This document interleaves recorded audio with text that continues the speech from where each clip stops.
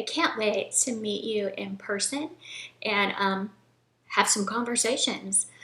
My name is Lori Cisco. I live here in Franklin, Tennessee. I've only lived here going on 4 years, but all of my adult life I have been in Christian ministry. I've worked at all different churches, big churches, little churches, multi-site churches, mega churches, all the different kind of churches.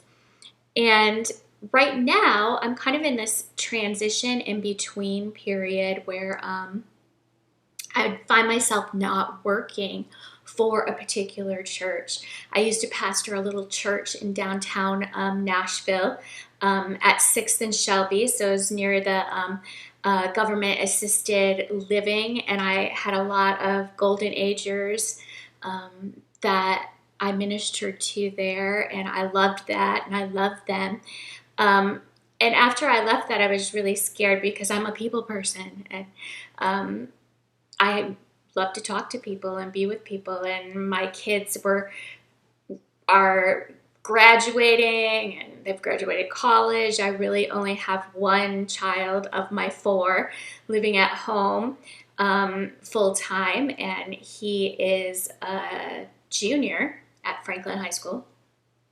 So um, I need more things to do. And so what happened was a couple months back, right after I kind of left my little congregation, I, my friends that know me know that I don't do good on my own, that I need to get out, that I need to be with people. And if I just stay home, depression sets in and all of that kind of thing. And so I had friends, good friends that said, come on, let's go out and do stuff.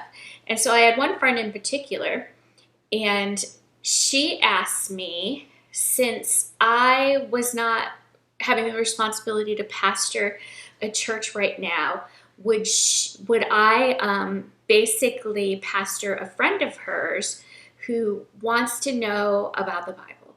She's never read it. She doesn't know anything about, where to even start. And so I jumped at that chance. I love doing that.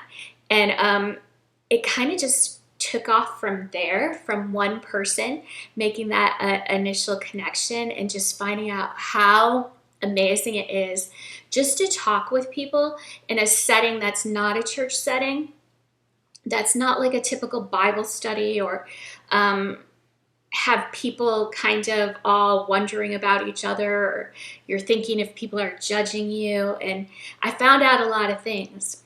I found out that there are a lot of people who have been Christians for a long time and attended churches and Bible studies, and in all intents and purposes, you would think that they know everything they need to know, but a lot of those people have never read the Bible, don't know a lot of what the pastor or the person is talking about, and they would like to know more, but they're kind of embarrassed to ask sometimes because they're like, everybody knows we should know this. And a lot of things are learned. I was a children's pastor for a long time, and I always told people, if you want to go back and learn about the Bible, volunteer in children's ministry, because you'll hear all of the Bible stories and go through that kind of thing. But I also found out that there are a lot of people who aren't Christians or wouldn't consider themselves Christian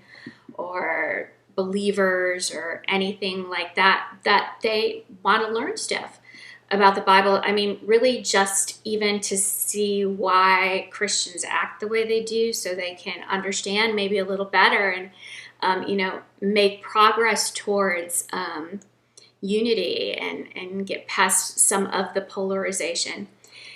And I always find myself in these in-between kind of places because I've always been a person that just loves diversity and loves people, and no matter who they are. And so anyway, so on my I was laughing the other day at my Facebook feed. So I have a Facebook feed, And I have friends that are extremely right-wing, kind of conservative, typical stereotype, what you would think. And I have friends that are extremely liberal, left-wing, progressive, whatever you want to stereotype and label, all of that kind of stuff.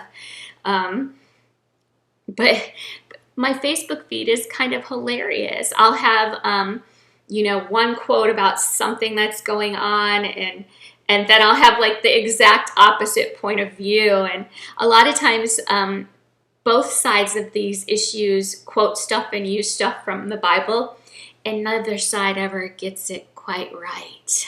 And so I think it's kind of funny that they even, why bring Jesus into it? You don't even know really what he's saying. It doesn't matter what side you're on. But anyway, I found that just by starting this dialogue and conversations that people are drawn to it.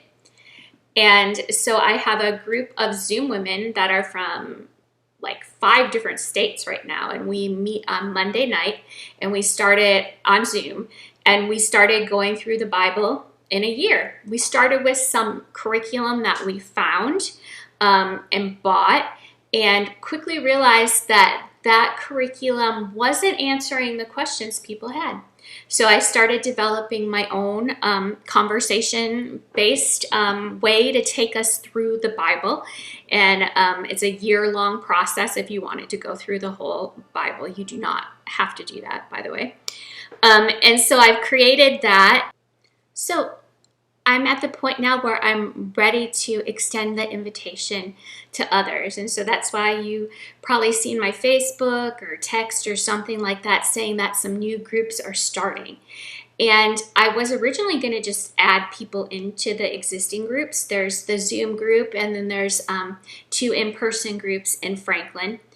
And it looks like there's enough interest, at least 3 to 5 of you that think you can commit to a Thursday night Starbucks meet in person kind of thing. And so I'm excited about that. And because it's always best when everybody's new and nobody is joining the conversation that's been going on for 6 months or 3 months. And so it's really good to kind of start all at the same place and meet each other at the same time, which is really cool. So I like to do these little short videos. I try to do them every week, but I don't always get to it. So I try to do them, and basically it helps us all kind of stay on the same page and keep the conversation going, because I guarantee you, even if you think you want to, you're not going to be able to come to every Thursday. Life happens. And so I want all of these groups are just kind of organically formed conversation friend groups. And they really are just providing, I like doing them later, like 7:30 is what I'm shooting for this new group on Thursday. I have a kid in band right now, so that's messing with my schedule, but I'm going to figure out a way to get around that. 7:30 seems to be a good time because people are done with dinner, people that work late.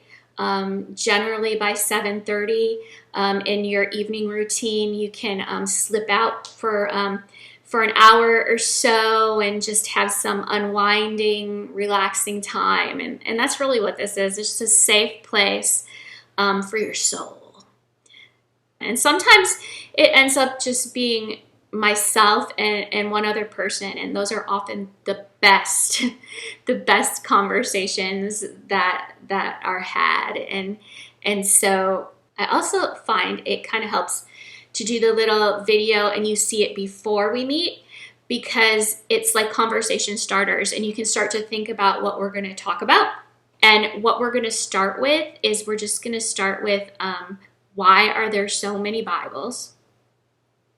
You go into a Bible bookstore, there's 500 million. What's the deal with that? What's up with that?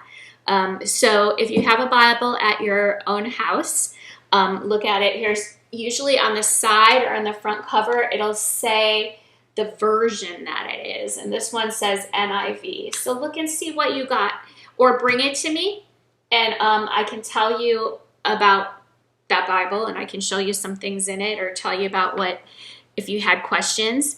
Also start to think about what the Bible means to you, if anything. What is it to you? What is the Bible? Is it just an old book? Is it a story?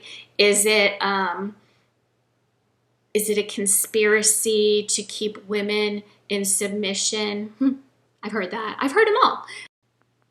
So again, this is a safe place for anyone of any belief. I'm not going to be pushing my ideology or beliefs, and nothing's presented as this is right and this is wrong. We're just people, different backgrounds, having conversations, treating each other with respect, a real safe place to kind of just exhale. I know I could use a few extra chances to just get that exhale, just leave it all kind of behind, and have my faith, my hope restored in my neighbor. That's what we're looking for here. So I really hope to meet you in person and look forward to talking to you.